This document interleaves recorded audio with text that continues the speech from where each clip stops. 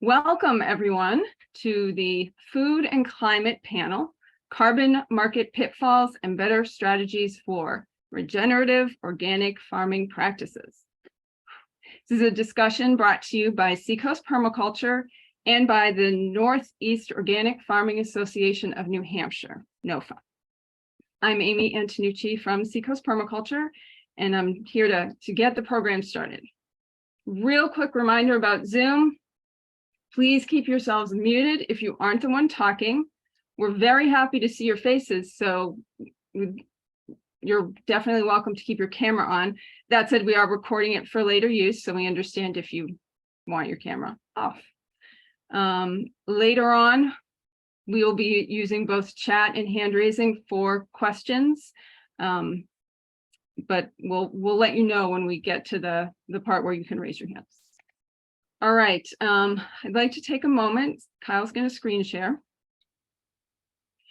And I want to acknowledge that permaculture and the organic farming movement have learned a lot from Indigenous people, past and present, near and far, both to acknowledge this source of inspiration and learning, and to deepen our understanding of the land that we live on. I want to acknowledge that I personally am speaking to you from the traditional, ancestral, and current homelands of Abenaki, Pennacook, and Wabanaki people. We want to honor with gratitude the land, the waterways, and the people who have stewarded throughout the generations. I also want to mention that Indigenous people comprise less than 5% of the world's population, but protect 80% of the global biodiversity. So our continued efforts to honor and actively support these communities is really a matter of survival for us all. Tonight's program aims to address issues with current carbon market programs and the challenges that we're seeing in them, the challenges that come up when you try to monetize carbon or even best practices in farming. And we're very excited to have with us 5 amazing folks who have been wrestling with these issues very actively, most of them from Vermont. I am going to now, though, introduce Kat Buxton from Birch Forest Farm, Grow More, Waste Less, Regeneration Corps, and the Vermont Healthy Soils Coalition, to name a few of the things that she's busy with. It was actually hearing her speak about this issue that inspired this program. So she's going to help steer it from here on out. Let's welcome Kat. Thank you so much, Amy. And welcome everybody. I'm so glad you're here. I'm really looking forward to the discussion portion of this event. I'm going to start out just by talking about my experience with the Payment for Eco Services. It's a Soil Health and Payment for Ecosystem Services working group that was appointed by the Vermont legislature 3 years ago. And we just on the 15th of this month submitted our final report to the legislature after 3 years of pretty intense research and deliberation and processes. And you can read all about that in the final report. I highly recommend that you at least read the executive summary. The group was appointed by the legislature because at first 3 farmer watershed groups came to the Vermont legislature offering services, basically saying, listen, farmers know what they're doing and you can hire us to help fix our in-soil watershed systems. There's a lot that farms can do to mitigate water pollution and climate change. And so let us help. And that kind of turned into this whole legislative working group that focused on payment for ecosystem services. When we first began, it was really all about phosphorus because Lake Champlain has a phosphorus overload. And Vermont is in trouble with the EPA over that. And so the legislative mandate came largely around phosphorus. Within the first few months, the working group pretty clearly, and I think unanimously, determined that phosphorus was a single issue and we couldn't just look at one single issue. And I think we were all pretty intrigued by the idea of being able to pay farmers and land managers for the extra services that they're providing for all of society other than just growing food. We all know that farmers are traditionally underpaid and struggling to just try and maintain all it is to be a farm. So that excitement, though, pretty quickly for me turned into an understanding that in order to pay farmers to increase what we were calling ecosystem services, means that we need to monetize and unitize parts of nature. And our working group spent a whole lot of time trying to figure out what the cost of a unit of soil health would be worth and how you would even measure that kind of thing. We went on to discuss that soil health, while very important, and that's why we changed our name from the Payment for Ecosystem Services Working Group to the Soil Health and Payment for Ecosystem Services Working Group. While soil health provides incredible ecosystem functions, and we understand that there are a lot of co-benefits that come along with soil health, focusing solely on soil health was still very reductionist.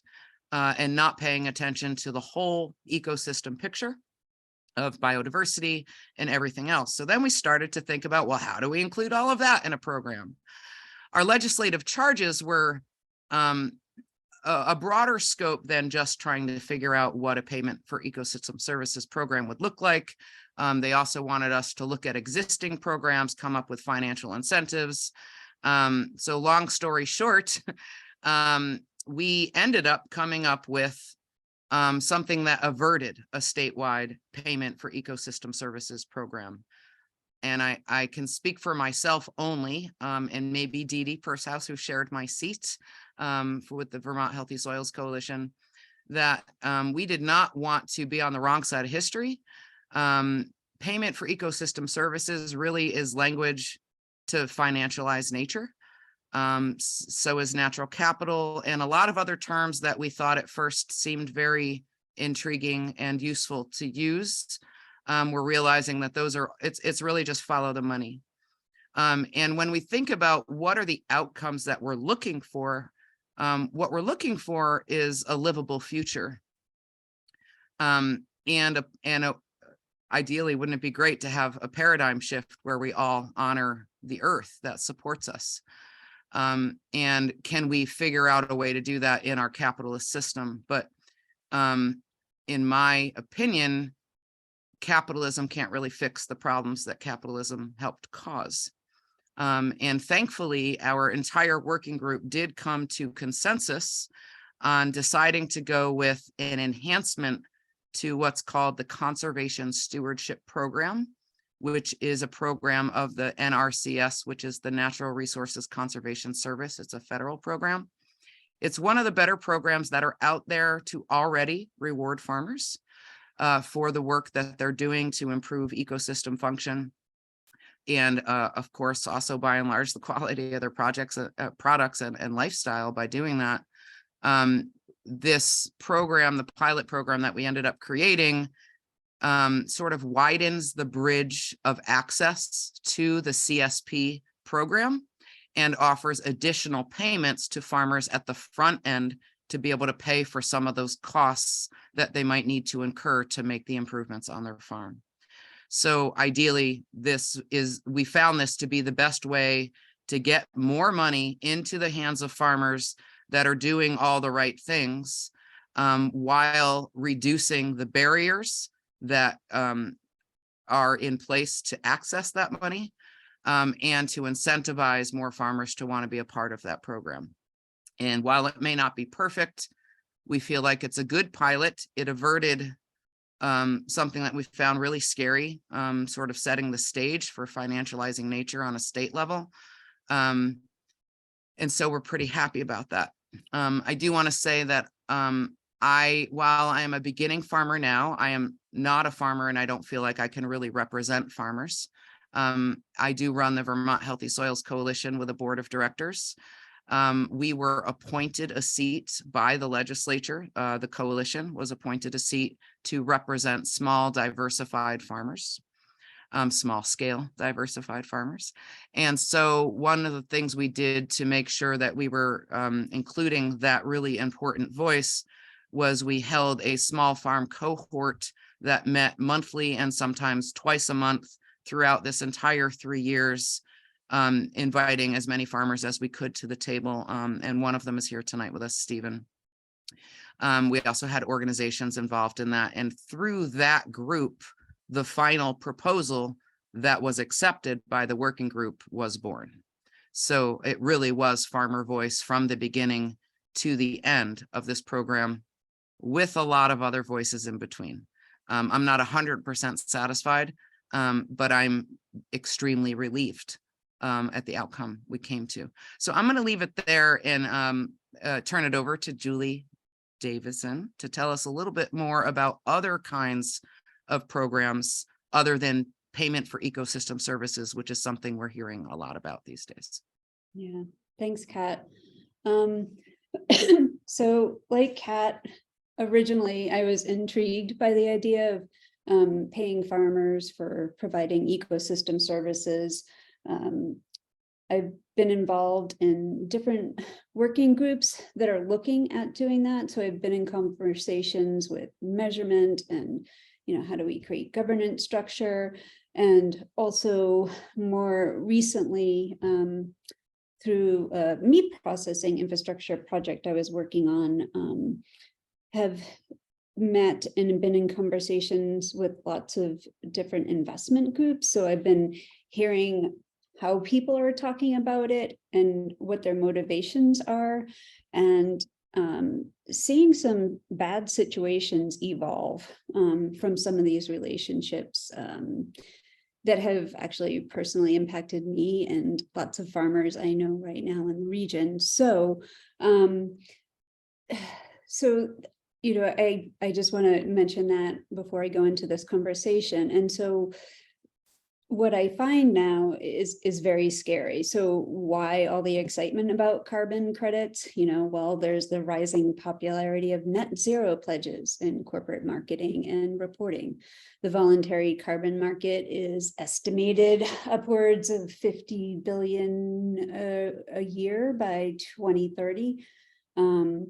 And a new task force on the nature market study, they set out a detailed taxonomy of nature markets, arguing that the emerging sector could be equivalent in size to the world's third largest economy. This all sounds very scary to me. And so when you dive into it deeper, they've further estimated the value of nature at 7 trillion a year, making them the equivalent of 8.6% of the global gross domestic product. And proponents further say that 95 trillion global economy depends 100% on nature. And it's facing multiple climate and nature crises over the coming decades. And this study and paper states that if nature is explicitly valued and traded in nature markets, it creates an opportunity to deploy policy and market mechanisms that shape its value and the distribution of its economic benefits. To who? Who is the recipient of these benefits? And just some mechanical details. So the prices of carbon credits can vary from a few cents per metric ton all the way up to 300. So depending on what type of market it is, how it's structured, the volume that it's trading in. So those are all some of the arguments, excitement proponent about it. Now comes in the passing of the IRA. We all saw that. And the IRA is a huge windfall for all energy companies, whether it be solar, oil. There is a huge amount of funding dedicated to carbon tax credits. And to date, mostly the only thing that carbon capture has captured so far are taxpayer dollars and a lot of failed projects. If you go back and look at history and some of the projects that failed to launch or be successful, and mainly benefiting high-tech companies. And then I was at the Regenerative Food Investment Forum back in October in Colorado, where all of these different investment groups that are creating investment funds to invest in regenerative agriculture were there, talking about it, talking about how excited they are. And they opened the keynote on a large screen, bold letters. It says, regenerative ag is the biggest investment opportunity ever. And so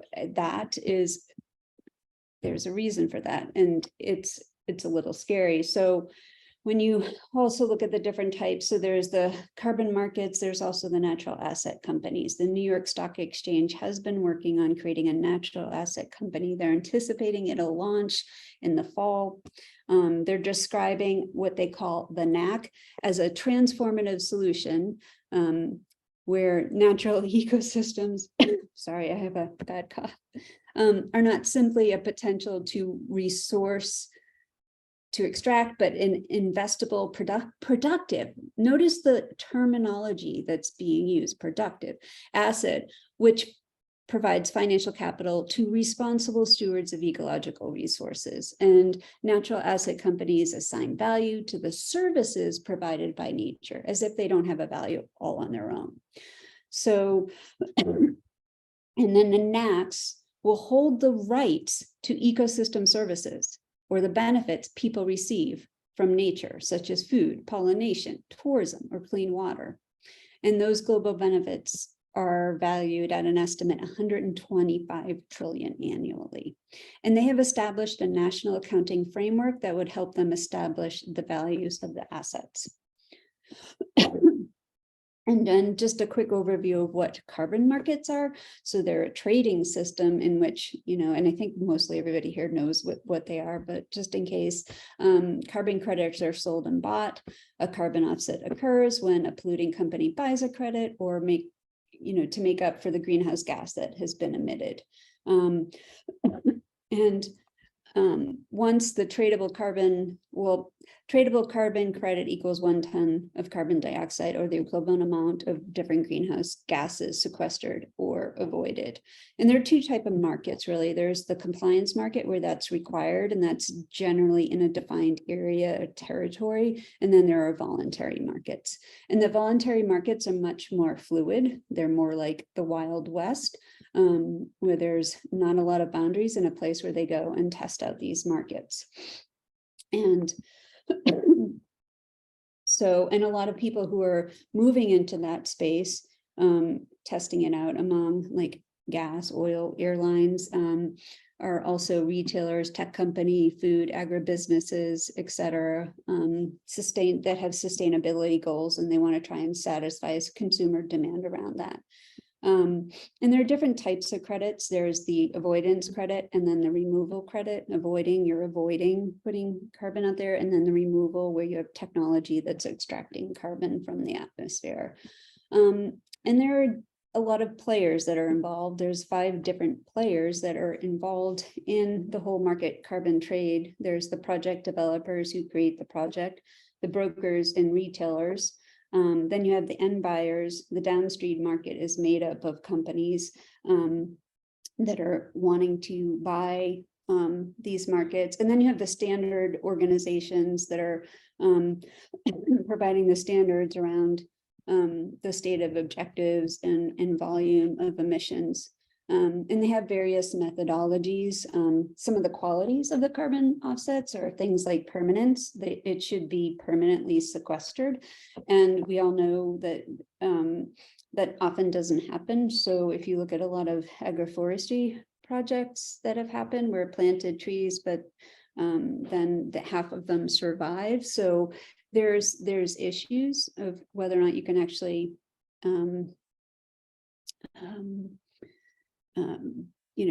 ensure the permanence. There's additionality. So the second component of carbon offset is rooted in this idea, and that the new carbon is being stored is due to a new practice. And so those are the 2 main ones. There's other criteria as well. And then I just want to bring to your attention a terminology. And this does get rolled in and there's overlap with the carbon markets, but nature-based solutions, that should raise another red flag. And just to summarize, a lot of what's happening in nature-based solution is they're stacking different credits so they can get more value out of one land base rather than just a carbon credit. They're stacking in, credits for clean water, endangered species, wetland credits, shade credits. I'm sure some of you have heard about these projects now. They have a new rule in the UK, and I forget what it's called for, but landowners are getting calls now from project developers that are selling credits to build ponds. It's for an endangered newt species. And so they're just, because they can get a credit, they're going and building it everywhere. But is that contextually relevant in all the places they're doing it? And so we're not seeing the forest for the trees in the development, a lot of this. And then the other problem with nature-based solutions is the hyper financialization of it. As Kat was referring earlier, we're creating all of these units. We're reducing nature to monetary values that are traded. And I think it just goes back to our culture back, when the colonists arrive. It's another colonial mindset. And as a former student of American history and Indigenous studies, I remember one of our professors talking about the great American philosopher John Locke. And in one of his papers, he wrote and observed that the indigenous people here, it was okay that they were taking the land away because they weren't being productive in the use of it. And so I think this speaks to just not only the type of economy that we have, capitalism, but we're at a point when our values are going to really be what drives real change, transformational change.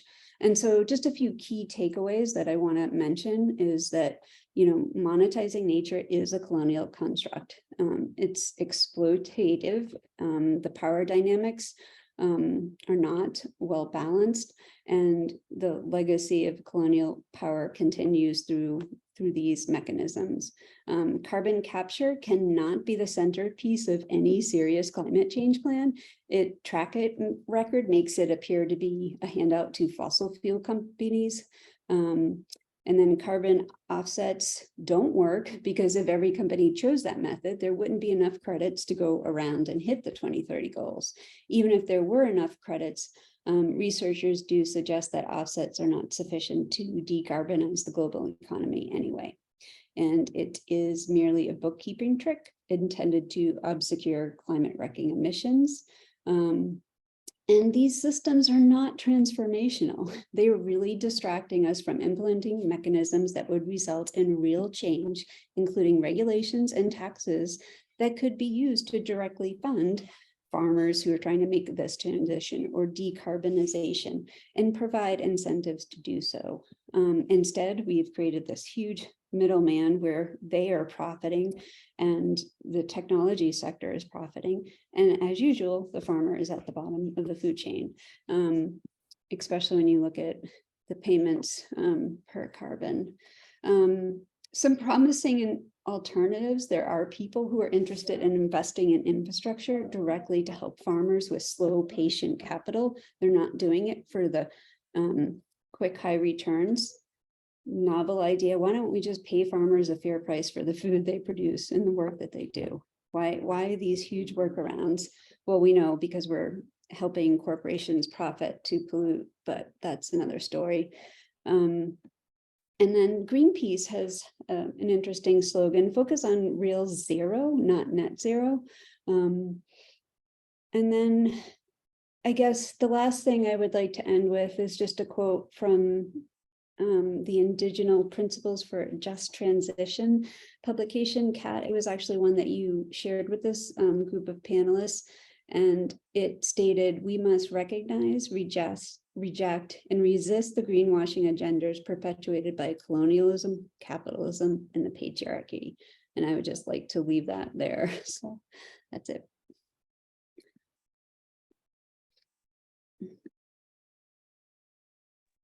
Thank you so much, Julie. We're now going to take just a few minutes to 5 minutes each to hear from our other three panelists. And I do believe we're starting with my friend Earl Hatley.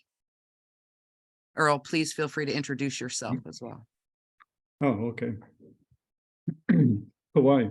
I'm Earl Hatley. I'm an enrolled member of the Abenaki Nation of Missisquoi. I'm president of Lead Agency, a local environmental action demanded, an organization in Oklahoma, where I'm from originally. I'm now in Vermont. I've been here permanently for 3 years now, but I grew up and lived most of my life there. My father was Shawnee and Cherokee. My mother was Abenaki. And now I'm up here living with my mother's peoples. I'm also a board member of Vermont Healthy Soils Coalition in rural Vermont. And so, Julie and Kat, thank you for your presentations. That makes my short little story a lot easier for folks to understand and easier for me to present. As luck would have it, a week ago, I was struggling with what I was going to say tonight when I got a Zoom call. There was a guest that came on who was going to sell the board of an organization that I work with in Oklahoma called Native Health Matters, on the idea of teaching us how to register credits for farmers that want to sell PES credits. And he works with Wall Street. He's been doing this for quite some time. And he's made himself rich from it. He was bragging about his financial situation before he hit onto this, and he's a multimillionaire now, setting up registries for farmers, agricultural credits or payments for ecological services to Wall Street investor types. And so I asked him what companies that were buying these credits, these registries that he was setting up. And he said, oh, I work with banks, Coca-Cola, trucking firms, and a lot of industries that have emissions issues that they're dealing with that need to purchase these credits. And so he was very upfront about the whole thing. And as you've heard, the carbon credits represent offsets for greenhouse gas emissions by the polluters. And they can deduct it on paper from their actual emissions and pretending that they've actually cut those emissions, although they haven't. And so I challenged the assumptions of all of this, and he kept saying that he agreed with me that carbon credits and payments for sequestration are a sham. He said that, and that they don't get us to our climate goals. They don't slow down our greenhouse gas emissions from the source. He agreed with that. His approach is, well, I take their money and use that to create for-profit, low-carbon businesses and help create the alternatives with the capital that I've raised. And while I heard what he was saying, I couldn't help but feel I was listening to a con. This guy was rich from this, getting richer, and selling the scheme to my friends in our movement so that they too could get rich. Showing us how to set up these registries. And that was the theme of what he was saying. And my friends that were listening to this were all indigenous from different tribes.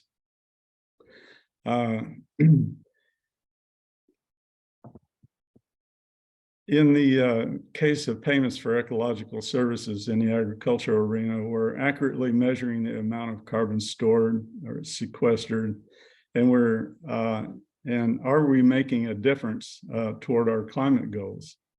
The fellow said that we are really good at doing the paper analysis of what a project should be credited for carbon sequestration if the farmer gets it right. Well, as you heard from Kat and Julie, are we really good at figuring that out? And then the next question is, how often do we get it right?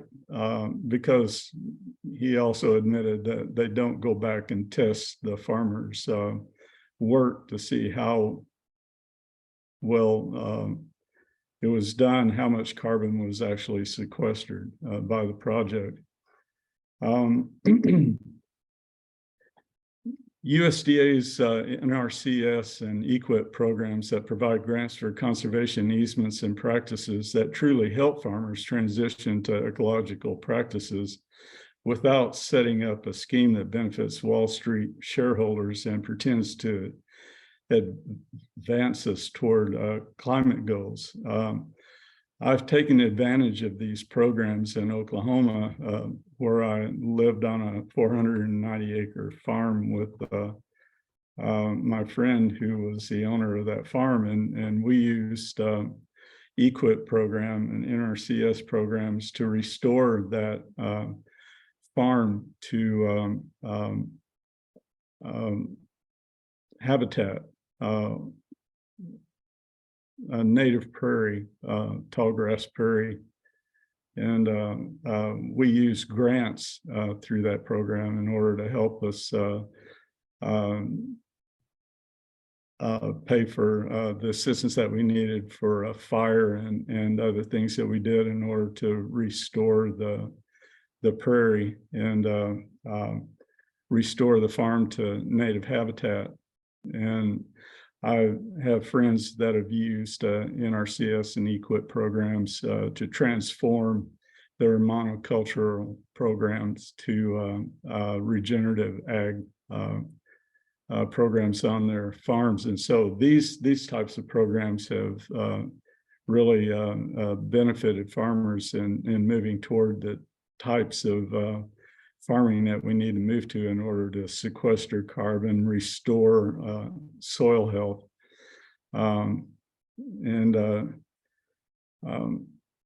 With these programs available, why are we playing with PES as if this was some benefit to the climate or farmers? This is Wall Street investors telling farmers what they will pay for if farmers will comply. And everyone makes money. Everything on the farm becomes commodified: the land, soil, water, trees, and I assume even the rocks.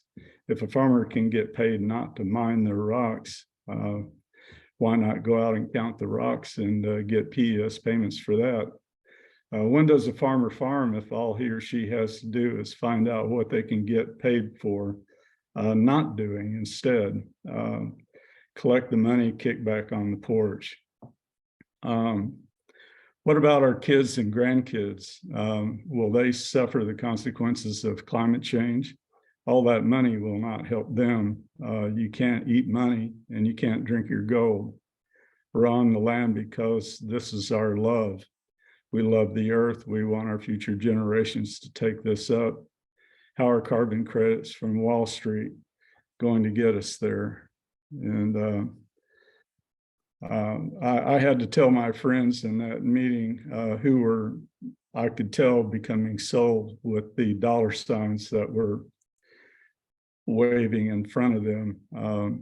And they asked me, Earl, so what do you think? You know, I had to tell them I'm sticking with my culture. The Creator has me here to do this work, and this is what I'm going to do. And this is just a second wave of colonization as far as I can see it. And so I'll leave it there. Believe me. Thank you so much, Earl. We have two more panelists I think next we are hearing from Caroline Gordon, who is the Policy Director for Rural Vermont, which I am also on the board of, and so is Earl. So Caroline. Hi, everybody. And not quite policy director, but good news. Our policy director, Graham Unangs-Ruffenat, is also in the audience today. So if we later have really difficult questions to this very complex subject, then we can also always fall back on Graham if we need to. So I'm the legislative director for Rural Vermont, and really grateful to be able to be here today and being invited to speak for Rural Vermont staff and the organization, our ongoing work, and appreciate those so much. Everything I heard just now from my the speakers just now, I'm quite shocked, I must honestly say, from what I learned from Julie, but also just hearing the story from Earl about the direct experience with being kind of aimed to be sold the program, so to speak, is yeah, having an impact. So I will try to regroup and kind of many things that I want to kind of offer as a kind of policy organizing resistance that Rural Vermont is undertaking in this context of the Vermont Payment for Ecosystem Services and Soil Health Working Group. Some of these themes make, I think, a lot of sense in that context of what we just heard. So just a little bit about myself. I'm a beginning sheep farmer living in the town of Tunbridge. I'm a German American with a dual citizenship. I've lived in Vermont since 2017, and I'm a Vermont Law School graduate with a Master's of Law in Food and Agriculture Law. I also participated in a 4-year apprenticeship program in biodynamic agriculture and was working on a couple different organic farms in Eastern Germany at that time. So about Rural Vermont, we're a membership-based nonprofit organization that was founded by farmers in 1985 and is still today one of the largest farmer membership-based organizations in Vermont. Rural Vermont envisions a just and equitable world rooted in reverence for the earth and dignity for all. This abundant and generous way of life celebrates our diversity and interdependence, in which communities of microorganisms, animals, plants, and humans tend to one another and nurture generations to come. And we do that through organizing, educating, and advocating in collaboration with local and global movements. Most important in that work for us at Rural Vermont staff is to ground really all our policy priorities and what we kind of speak to directly in collaborations and coalitions composed of grassroots leadership. We amplify the needs of farms affected on the ground and are not influenced by the interests of corporations and other institutions.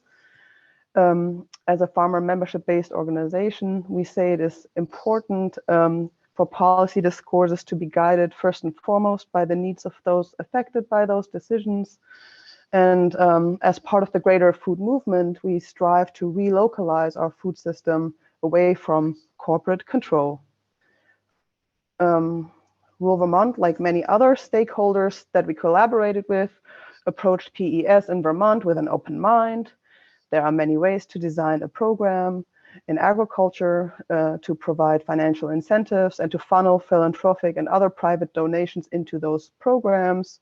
Along those lines, research from the Northeast Extension Directors issued a report on ecosystem services and working lands, practice and policy in the US Northeast in 2022. That report documents results from an assessment of over 1,300 ecosystem service provisioning programs and policies across the US Northeast, so including Connecticut, Delaware, Maine, Maryland, Massachusetts, New Hampshire, New Jersey, New York, Pennsylvania, Rhode Island, Vermont, West Virginia, as well as the District of Columbia. That research applies a framework of landscape multifunctionality that is used to describe why a focus on measuring a single outcome or ecosystem service would be short-sighted. It identified 91 state programs in Vermont alone that already directly or indirectly incentivize ecosystem services. For Rural Vermont, the democratically created working group was a needed chance to facilitate a stakeholder group process that would aim for a paradigm shift and a just transition in agriculture. That means a paradigm shift that would mark a shift in the way how program requirements are designed to better reward conservation practices that foster ecosystem services, because currently many programs work to address resource concerns and basically need, or in a way require, that a resource concern exists before a financial incentive or the program can be accessible to farms. So that must change, and we like to see discussions with the legislature in general about how funds and programs around water quality, for example, can also serve soil health, biodiversity goals, and the landscape functionality better as a whole. So it is increasingly well known that agriculture can be the climate solution, how Julie deferred to some of these terms that we more popular now hear about, to leverage this potential. And Julia, I mean, you've said it all, but I just want to reiterate, private investors are building coalitions to build these private markets all around us. Also in Vermont, we see that in private investing groups like the Regenerative Food Network and the closing of Higley Hill Slaughterhouse, where they just apparently, we don't know why, but the word on that we heard is that it was revoked funding. And yeah, so I will just line up there and say these are false solutions, and we're in alignment there with our national partner organization, the NFFC, and our international umbrella organization that we're a member of, La Via Campesina, to identify all these market opportunities as false solutions. For Vermont, it is a threat. It is not meaningfully engaging farmers in the decision making. It's greenwashing and questioning the integrity and authenticity of the Vermont food movement's cultural spirit to relocalize our food system in an ethical way. Yeah, principles of a just transition we also heard about speak to that any transitional change must meet the needs of those affected and acknowledge and support their individual process. So that's why conservation planning is also so important, and investing in the conservation districts, and that we have more technical assistance on the ground. We are also excited that last year there was a great advocacy success with passing an environmental justice policy in Vermont. And that actually means that policies like this need to be informed by those affected on the ground, that term there is meaningfully engaged. We at the Small Farmer Group, as Kat said, we really worked on that and submitted this CSP Plus proposal. So I'll skip a little along here in the sense of time. I know I want to leave time for Stephen and a lot of questions. So I think we can be proud that we really participated in this discourse and that we kind of shift the wheel, but there's so much more work to be done. At the final stage of the process, we started to discuss how to more drastically improve interface interoperability, because it really takes a lot of time and effort and know-how to get into agricultural programming, and that could be kind of streamlined, and farmers could be more supported in all of that. And then just the individual programs are also not set in stone, and there's a lot of work to be done to improve those. And with that, we kind of hope to tackle those problems that farmers really face in being better land stewards at the root, and not defer to private investors to make up artificial solutions around that. Thank you so much, Caroline. Rural Vermont is an amazing organization. Highly recommend checking them out if you want to follow the rollout of the pilot program in Vermont. Rural Vermont will be the key group to check in with. Our last panelist is Stephen Leslie, a friend of mine, amazing farmer, and I'll let him introduce himself and do the rest. Good evening, everybody. My wife, Carrie Gawalt, and I farm at Cedar Mountain Farm. We're milking about 20 Jersey cows. We make farmstead cheese on site. We raise about 1.25 acres of no-till vegetables, do some of our work with draft horses, practice intensive management grazing. We've been in the farming in the Upper Valley since about 1996. So I'm going to share my screen now.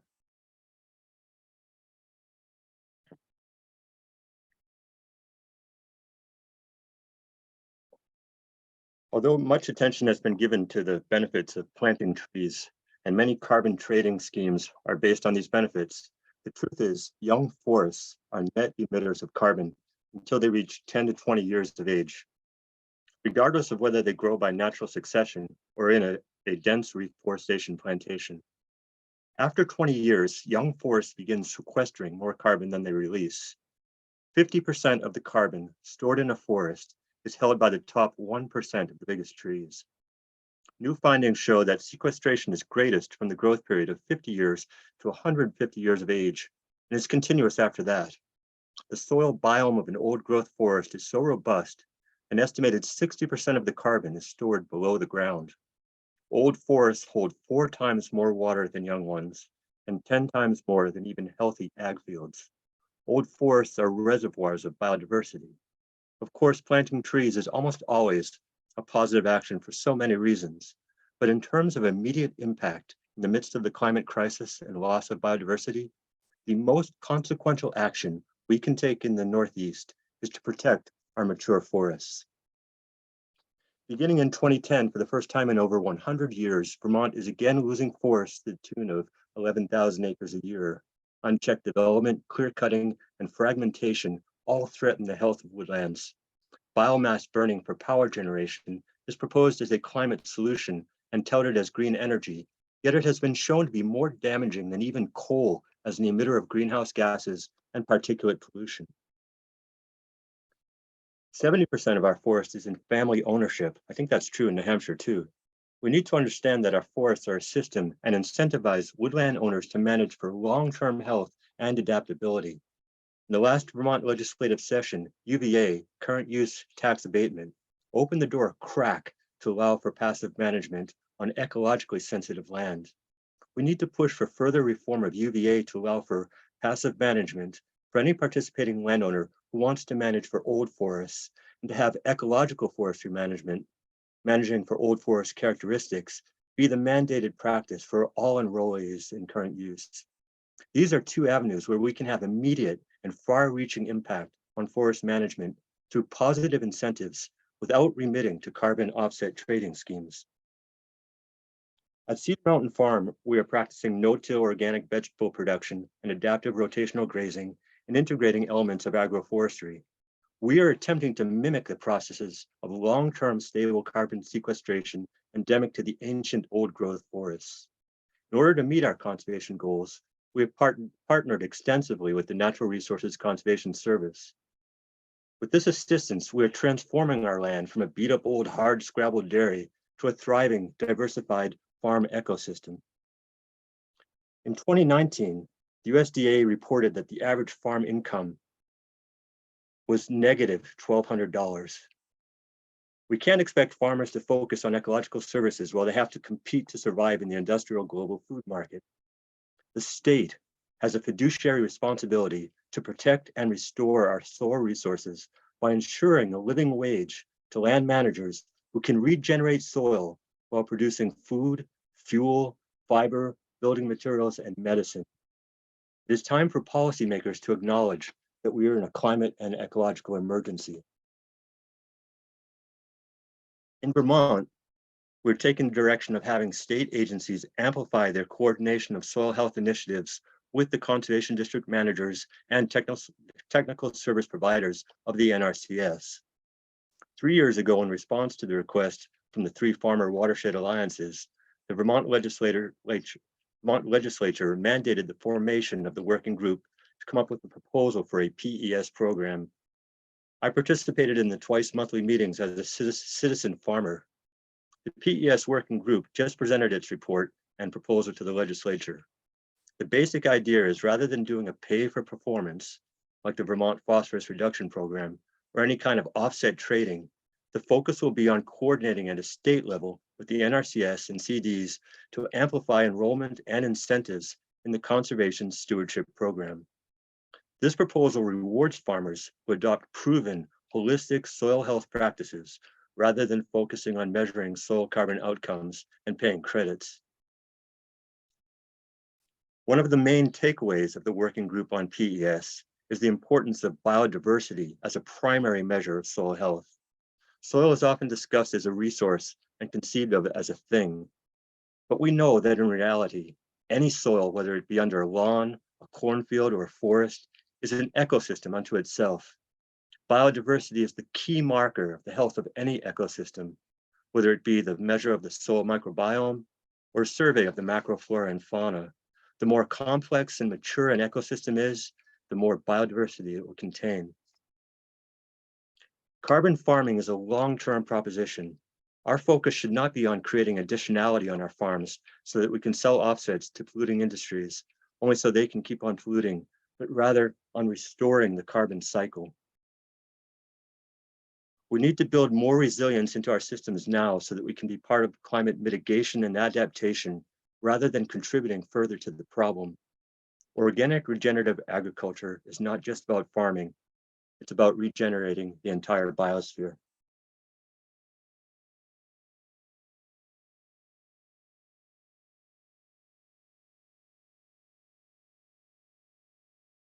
Thank you, Stephen.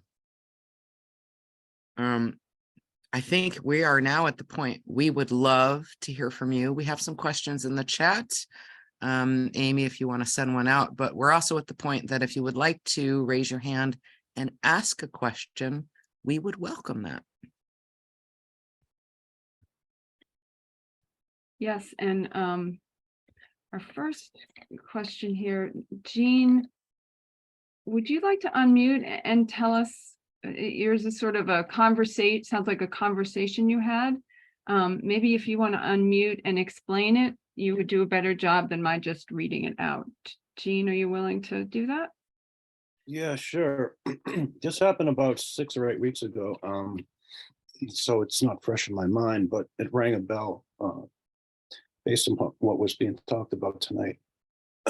This is coming from an online Facebook group called Granite State Matters, which I was questioning the effectiveness of these carbon markets to this person. This is the reply I got. There's a link to an article, nature.com. Basically, it says that we're not paying people enough to do this, from what I understand, from what I remember.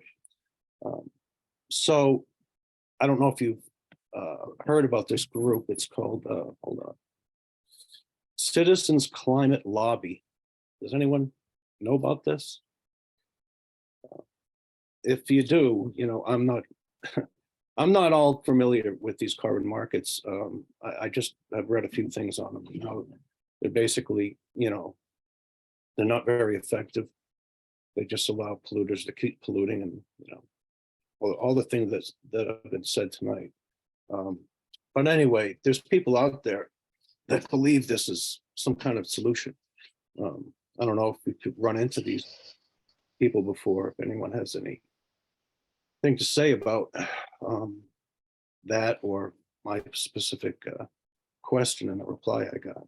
I know there's a lot of information there. Thanks so much for your question, Jean, and for sharing that situation. I see another one just came in the chat.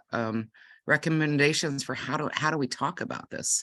It is a pretty new phenomenon, and I want to open it up. I also know that we have a lot of really knowledgeable people in our audience, so I want to, if folks want to try and help answer that question, please raise your hand as well. But what I would say, I would point back to Earl and what Earl was talking about. I think that, and this is a big assumption on my part, so forgive me if I'm wrong, people who get excited about these programs get excited about the money that could be made.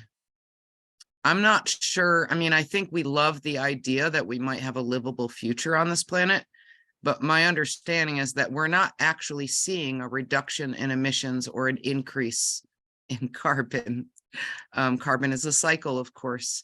So I think there's a lot of misunderstandings about science in general, how the carbon cycle works, how the water cycle works, and also socially speaking, how capitalism works.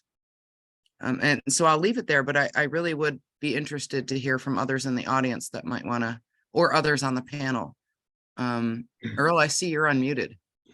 Yeah, well, I agree with what you said, and I work with an organization called Indigenous Environmental Network, and they wrote a small book about carbon credits, and is basically what we've been saying here tonight about the impacts, and that they're not actually reducing our levels of greenhouse gases. And so we're not getting to our goals with these schemes, and all they're doing is benefiting the investors, and the investors are primarily the polluters that need the credits. So this is the tail that we're chasing here. And the quote about Greenpeace of let's target with net zero, that's really the solution, is to deal with the pollution, and that's what we need to face.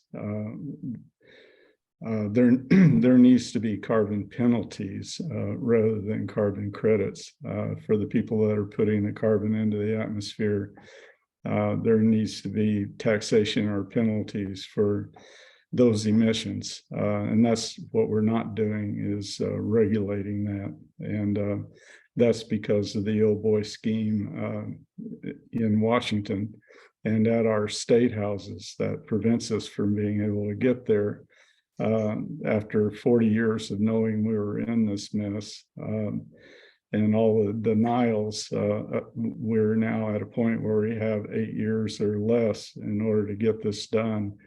And the lock by the lobbyists on our policymakers is still so tight that we're having a difficult time getting there.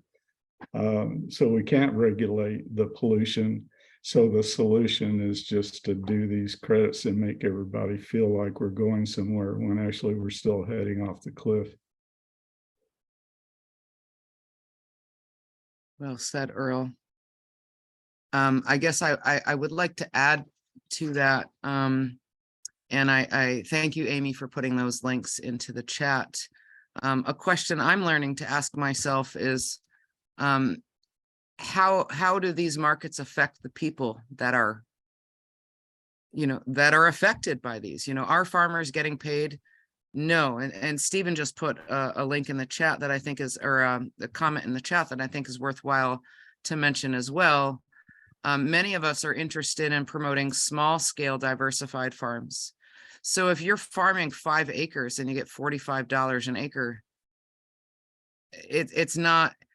that's not a lot of incentive. And I also just want to remind us that what the incentive should be a livable climate for future generations, and not the amount of money that is going to line our pockets. Peter Donovan, please.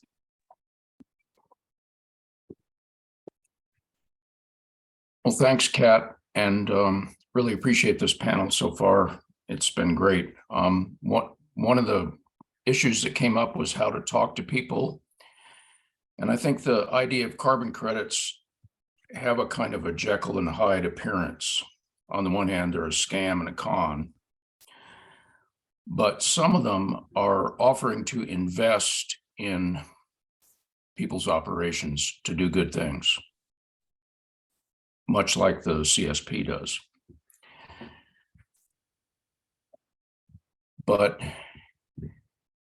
so the question becomes, to somebody who's interested in carbon offsets or something like that, or getting carbon payments, how do you feel about being paid by a scam artist to do good?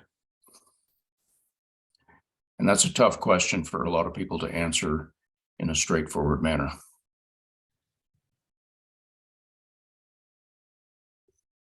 Well put, Peter. Thank you. And I hope that that is helpful to the couple of folks that were wondering. If you'd like more, please say so. Either raise your hand or put it in the chat. But I think that's a really good way to be able to talk to family about it. What are we doing this for? What are the outcomes that are actually happening? Is there another question, Amy? I do have some questions here, but Earl's hand went up. Why don't we let him go first? Well, I have regarding what he just said. there is a program within NRCS and EQIP that will reimburse the farmer for using biochar and innovative technology on agricultural lands. And the idea for this innovative program is to sequester carbon. That's one of the things. And that was kind of the sell to get this going. But the benefits are much broader than that in terms of that biochar also increases the moisture content of the soil and holds nutrients and slowly releases the nutrients, et cetera. So it increases the yield of your crops. And so it's very useful, as we're finding out, for regenerative ag farmers, and so especially for farms that want to convert from monoculture to regenerative ag, this is a good way of getting your soils healthier. And so that, I think, kind of fits in with what you were saying. This is carbon sequestration on the one hand, although it's a soil amendment that helps with the crops on the other hand, and getting paid by the NRCS for the product, the biochar. But this is a little different than getting paid for carbon sequestration. Or for ecological services. This is actually to restore or regenerate good soils.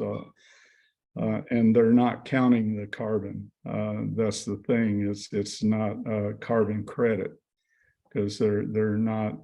You're not establishing how much carbon you're sequestering so that a market can derive from that. It's just helping to put carbon into the soil, and then all of the other things that come along with that. So I think that, yeah, I would take that funding anytime, because it's just like what I was saying, an EQIP program that helps a farmer convert from monoculture to permaculture, for example, and begin building up the soil. It's not paying them for a carbon credit.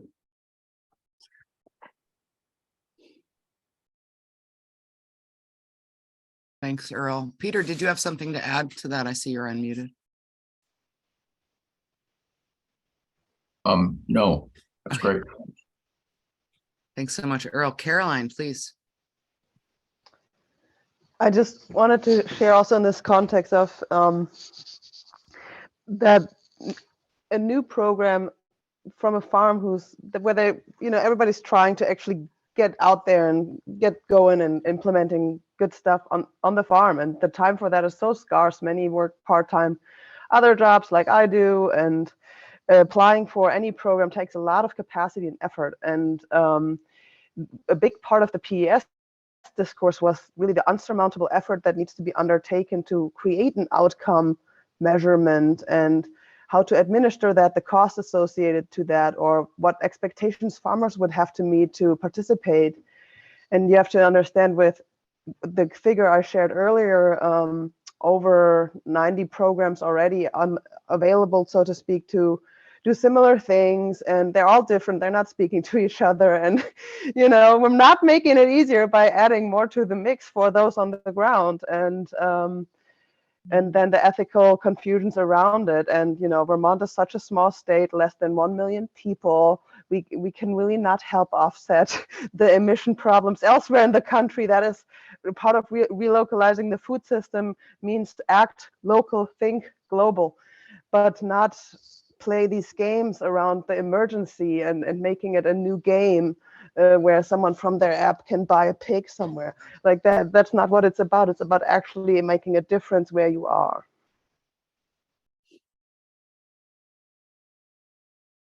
Thank you, Caroline. I see Ignacio's comment in the chat, which I think is great. And it just reminds me of there are some websites out there where you can actually push a button and they make it seem like you're sequestering carbon.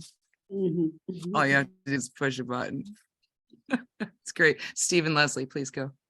Yeah, so I just wanted to, since both Earl and I have expressed here having very positive experiences working with the NRCS, and as part of our enthusiasm for the CSP Plus Mhm.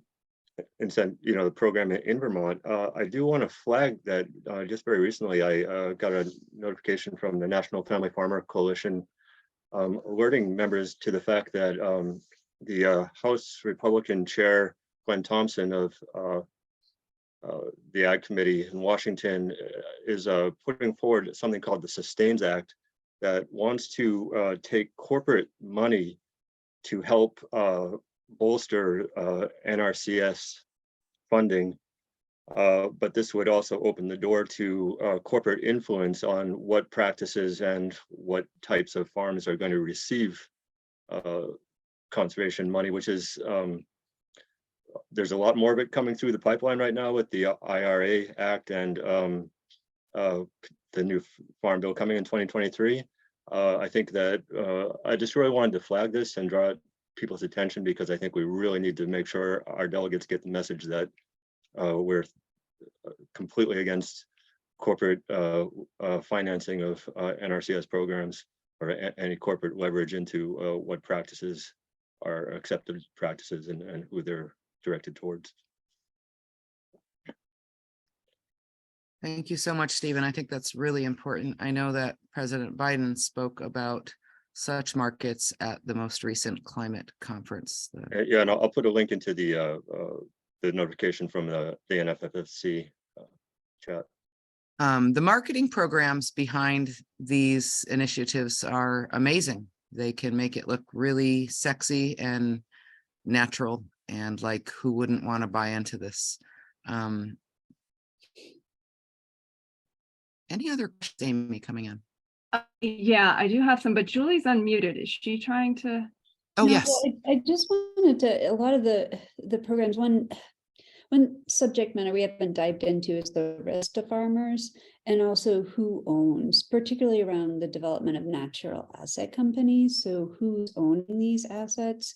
So I think the real fear there is that it will further create injustices and support land grabs, consolidation of the industry. So I think that's something we need to be mindful of. And then the other issue, and not only in terms of ownership, but again, I just go back to my point, is a lot of this is really just a distraction from what we really should and need to be doing. And I think if we need to hold our elected officials accountable, that we want real solutions. And I just been thinking, is there a way that you could create a governance structure? Could a farmers association create and become a retailer or a broker? And then that funding goes and gets distributed to all the farmers that are a part of it. But that still doesn't change the fact that it's a carbon credit to offset pollution. And that's not in long term going to get us to where we need. So, maybe, to the gentleman who spoke earlier, his point, if it can help get some infrastructure in place, like, is it worth it? And I don't know the answer to that, but I really struggle with that issue. Yes, I guess that's what I wanted to say there. I'll leave it at that for now. Okay, here's a question. So let's see. It's in multi-parts, but I'll do them one at a time. The first is, haven't these schemes been tried before under different names? And haven't they proven really not to work? So as I'm wondering, carbon markets, can you speak to how this is kind of a rehash of unhelpful programs before that have been tried? Anyone? Julie, can you take that? Yeah. So I think I mentioned earlier, I mean, carbon credits have been around for a while. There was a project, I'm gonna forget the name, Petronova or something, and tons of carbon credits, taxpayer dollars basically went into funding this project. I want to say it was almost $1 billion, and the project failed. So a lot of attempts have been made to support projects that help with carbon sequestration. And then in general, the idea of credits aren't new. For the past several decades, most affordable housing in this country is not built through the public housing or Section 8 program. It's built through the low-income housing tax credit program. So the government likes to create federal programs. And I think this answers another question that was in the chat earlier, like who's behind this? Yes, the federal government is absolutely behind it. They're supporting and pushing tax credit to businesses, corporations that buy those tax credits. And so I guess just major reform is needed. And, what will be the tide that tips it? We need to change our values. How do you change our country's values? When we were all speaking as panelists together to prepare for this, something that Earl struck me, and it is, why do we have to pay people to do the right thing? And that's because our society doesn't seem to value something unless you monetize it. That's the only way they can value it. But then when you do that, you destroy its very essence, and you lose sight of the big picture. So that's ending it with a larger question that I'm throwing back to the audience. But I guess it goes back to how we interact and what we do in each of our lives on a daily basis, and taking steps as much as we can in our lives to get closer to that. Thanks, Julie. And, I think one of the best things we can do is ask better questions. And I see Dee Dee is unmuted. Hi, everyone. And I'm really sorry. I totally screwed up and got here 25 minutes late. So forgive me if anything I say is saying over something that's been said. But two things. One is speaking a little bit to what, I think both of them speak to what Julie was just saying, that one is the concessions,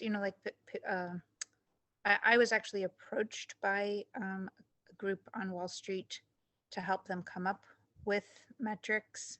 And some of the people in this project were very, very well intentioned. It seemed in some ways very hopeful. But the basic thing is, how do we identify what to invest in, and so that we'll make more money for the big banks and their shareholders. And they're talking about land concessions where they're basically going to capture the credits. They already own these concessions, meaning, like the equivalent of the entire Central Valley of California, but in other countries. And they essentially kind of rent out the land to the farmers, but all of those kind of credits would be going to them. Thing that I heard from some of the people trying to develop that program was, and I hear this in other places too, is like how, what we're trying to figure out is how do we make the farmers management practices. And it's a very top down, we know best, those dumb farmers,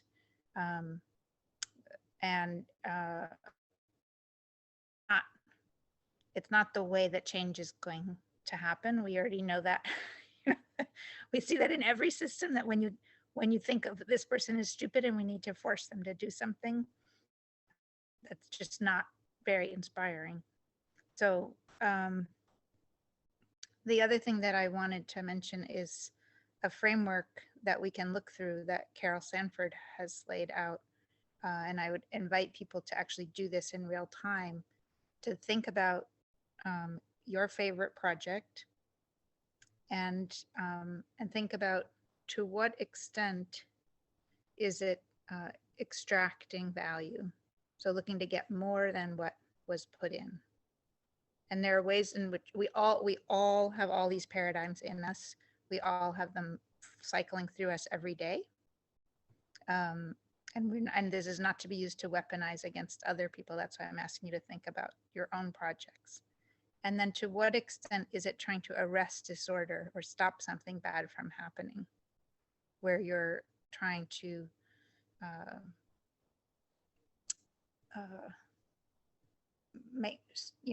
make sure that this thing doesn't happen, rather than looking at what could happen, right?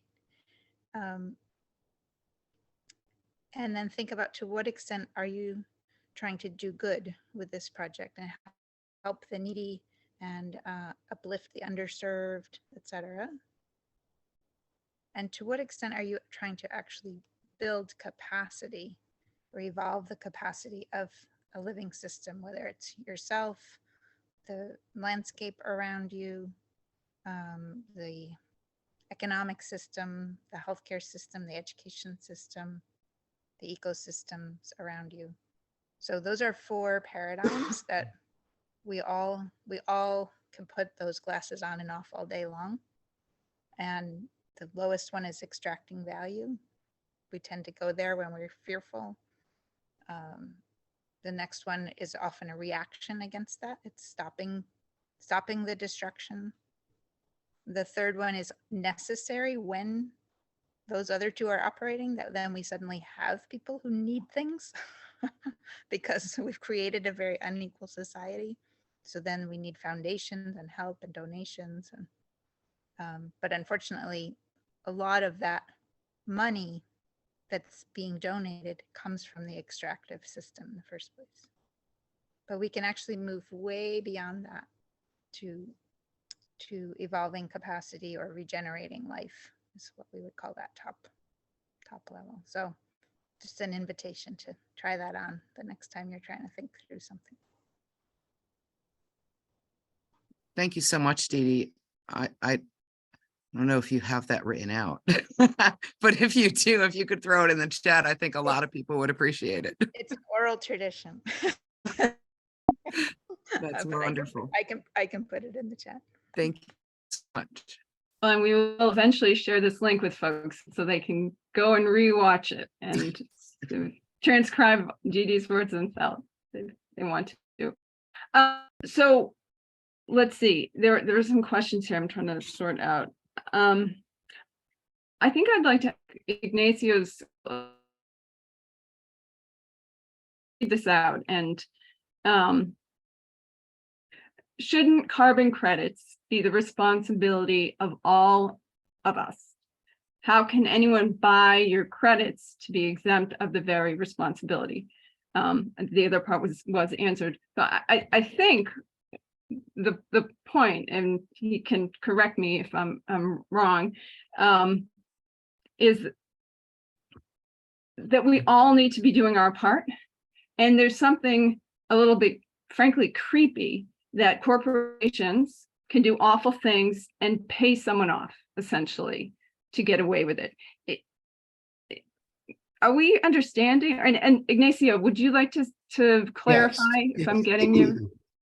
Yeah, that's exactly what I try to question, because I really don't understand how this is put in the first place, who is behind that, because it's proportion in terms of the credits that a corporation can buy from a small farm, and then the production of carbon can be producing. So it's I mean, it would be minutia really trying to buy carbon credits from a small farmer to compensate for the production of carbon from a big corporation in fossil fuels and all, every part of it, the industrial monopoly that surrounds us. So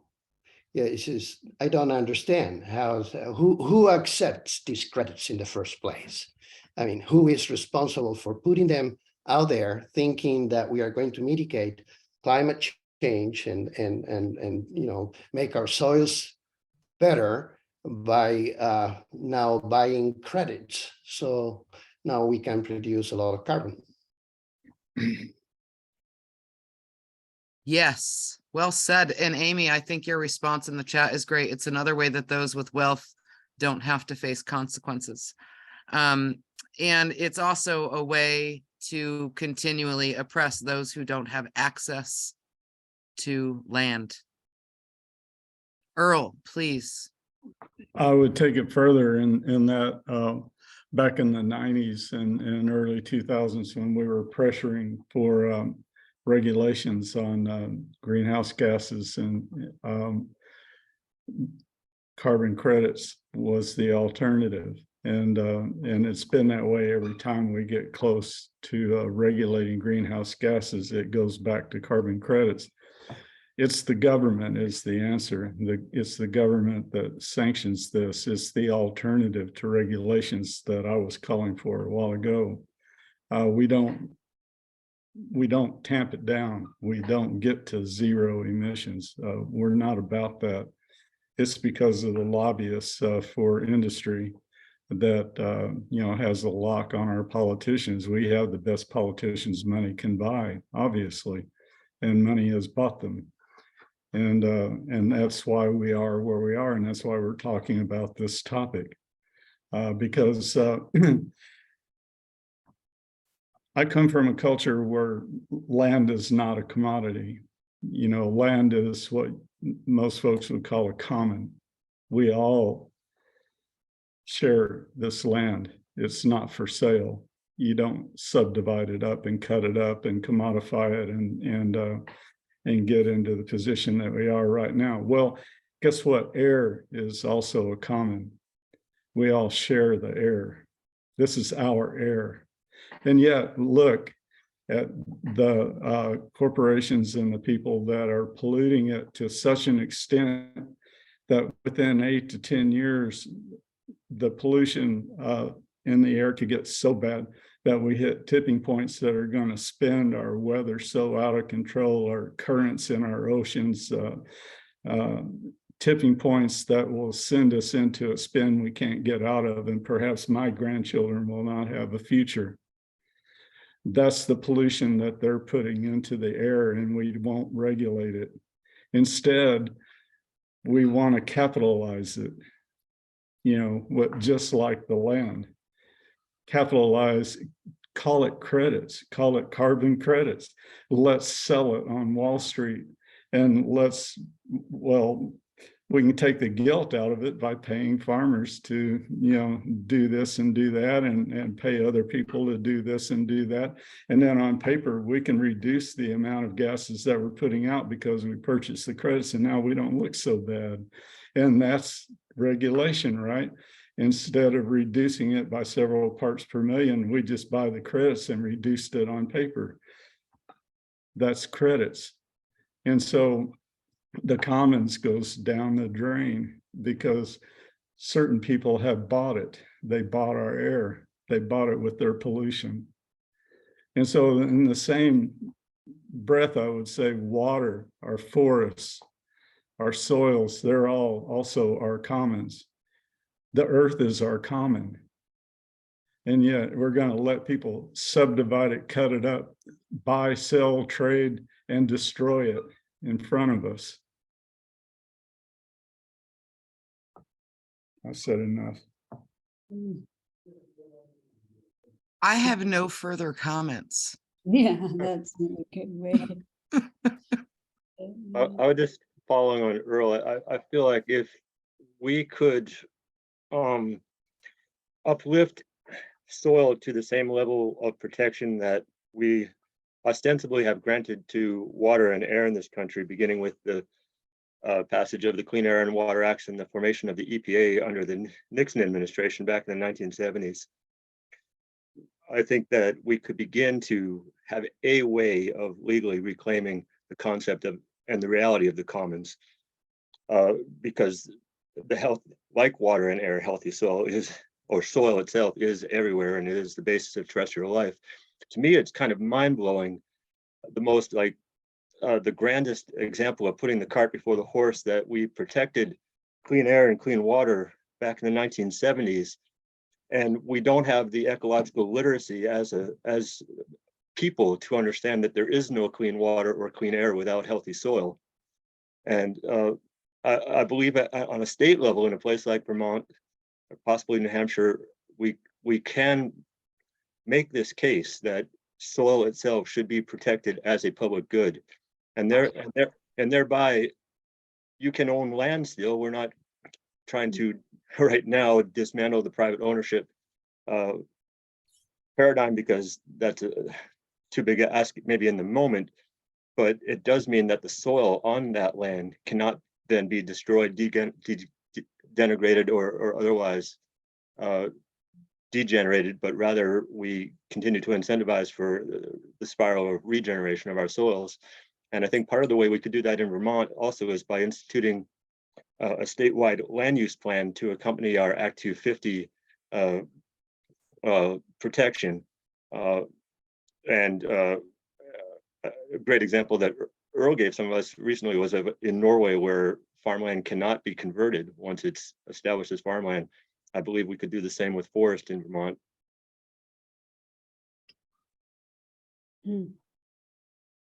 I see Abe Collins has his physical hand up. I don't know where the right button is. I want to thank everybody, every single person who's spoken tonight. Earl, your words have been deeply moving, as has, as I said, everybody's. I've had a front row seat to this for some 20 plus years. And I've learned that the financialization of all of nature is the biggest wealth play in history. I'm looking at a slideshow right now that I included a link to in this that says, hey, the natural capital value of nature, Mother Earth carved into natural capital, is worth $4 quadrillion, 8 times all the capital assets on Earth. And that's right in a slideshow that was given in Vermont just a couple months ago. And that project is ongoing, which is going to bring 100, or they were talking about hundreds of millions, last I heard a couple of months ago at Farm to Plate, of dollars into Vermont to convert nature into credits owned by corporations and Wall Street investors. That's literally like the mining rights of Vermont, but it's the nature rights, right? All the productive assets. Assets and ecosystem services produced, I hear, for a century. So that's underway right now under our feet. But what's so amazing to me, and it's evident in the conversations tonight, is that the way of healing the commons has always been community, our community, self-determination. And this is the plot of small communities everywhere, is those that don't have self-determination can't steward the resources that's their home, right? That's their mother, that's their sustenance. And so we have this community option that's different than the market, and it's different than the state. You live in the world as it is, but it's not just the two options. People look around and say, well, the market has failed. I mean, I'm sorry, the state has failed, so we'll step in with the market. But that's up for debate. That's up for conversation. And we live in a more nuanced world than that. But I just want to share that we have this option of community. And it's always been, for a lot of us farmers here in Vermont, learning how to heal land and offering that as a service to our communities, with our communities, in community. I guess I'll leave it there, but to say that we do have a massive enclosure play underway. It's happening right here in Vermont. This is a laboratory for the world. And what happens here will ripple through the world. And we have ideological knowledge production right here in Vermont that's world known for being, this is where the ideas about how to carve nature up are created and refined. And we have a lot of money at play right now. And even the terms payment for ecosystem services and natural capital have been normalized. They're just normal. I was just reading an article the other day. In the Midwest, a farming magazine queried 500 farmers, are you interested in carbon credits? 97% of them said no. And right now, carbon markets the world over, frankly, I read the press on this every day.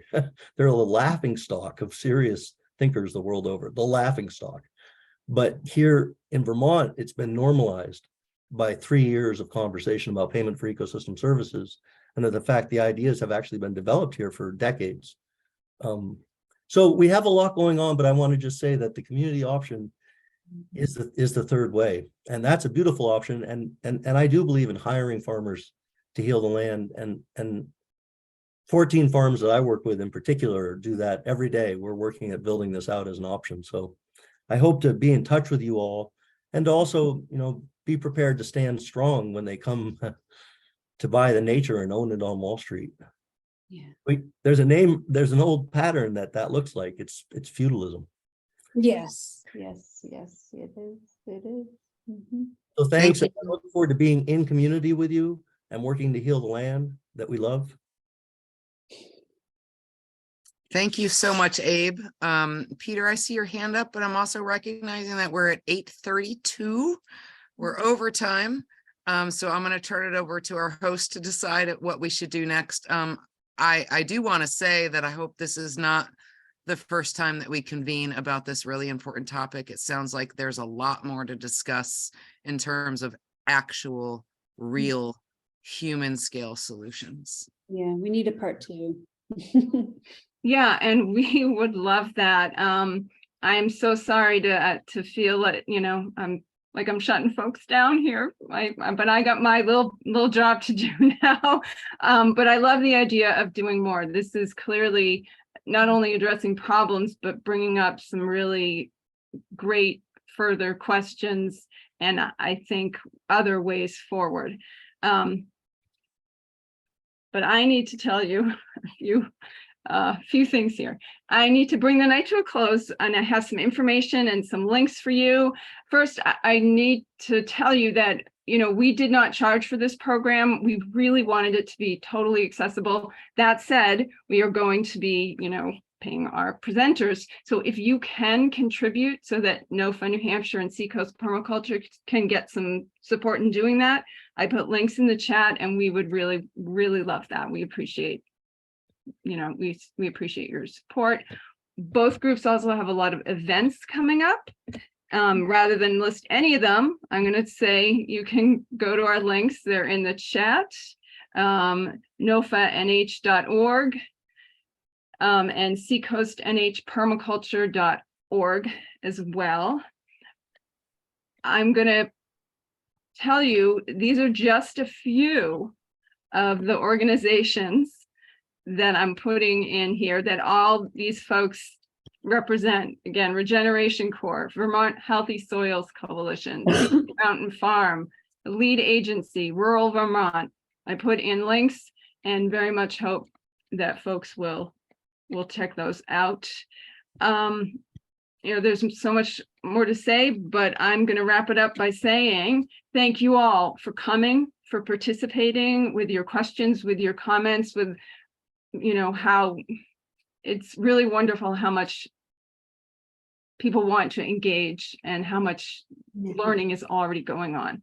And a special thanks to our panelists, who I can tell you have been working hard to figure out how to make this come together. So I'd love it if you'd give them a very visible round of applause in this day and age that we're in. So whether it's little reactions or on the screen, thank you so much. Kat, Julie, Earl, Stephen, Caroline, we can't thank you enough. Thank you, Amy. Thanks so much, you guys. We'll do this again. Thank you, everyone. Have a good evening, and we'll see you at something soon. All right. Bye, everyone. Bye. Thank you all. Much appreciation.